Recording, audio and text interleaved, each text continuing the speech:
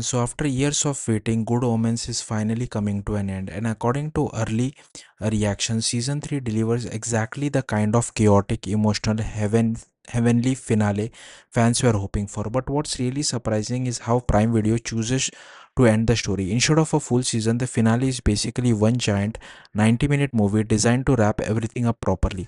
And honestly, a lot of fans are appreciating that decision because streaming platforms don't always give beloved shows a real ending anymore. Even though Good Omens only get one final episode, the movie reportedly gives closure to the relationship, mythology, and emotional storylines that have carried the series since season 1. The story picks up directly after heartbreaking ending of season 2. Crawley, played once again by David Tennant, is left emotionally destroyed after confessing his love to Aziraphale. Meanwhile, Aziraphale, played by Michael Sheen, chooses heaven and becomes the new Archangel in charge of the second coming. That setup immediately creates tension because the pair are now separated both emotionally and physically. Crawley is wandering through Soho, drinking away his heartbreak, while Aziraphale is stuck inside heaven, trying to manage chaos surrounding the return of Jesus Christ and the growing dysfunction inside the angelic system. What apparently makes the finale work so well is that it never forgets the core reason audience love Good Omens in the first place: the chemistry between Crawley and Aziraphale. The relationship has always been the heart of the series. One is reckless and rebellious, the other is anxious and overly proper, but together they somehow balance each other perfectly.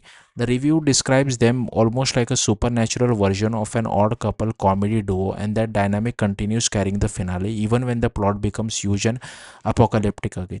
Because underneath all the angels, demons, prophecy, and Armageddon level stakes, this final chapter is really about reconciliation. At the same time, the finale still apparently embraces all the weirdness fans expect. There's still heavenly chaos, demonic mischief, absurd humor, and over the top supernatural drama. The series hasn't suddenly become grounded or serious, instead, it leans fully into the bizarre tone that made the show unique from the very beginning. One interesting point from the review is that season 3 supposedly fixes one of the biggest issue people had with season 2.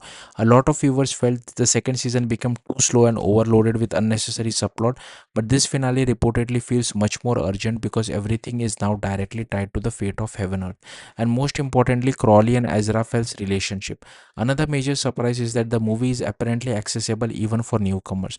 There's a short recap at the beginning that quickly explains the story, meaning even people who haven't watched every episode can still follow along without feeling completely lost. Visually, the finale is also getting praise for its stronger CGI and larger scale presentation, since it's structured more like a movie than a traditional TV episode. It More than a traditional TV episode. It sounds like the production really tried to make.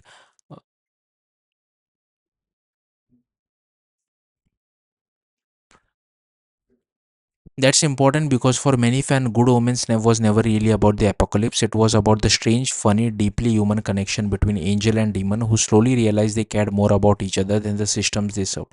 So while the journey may be ending with just one final movie-length episode, it sounds like Good Omen is at last getting the heartfelt and chaotic goodbye fans wanted. Thank you for watching. Bye.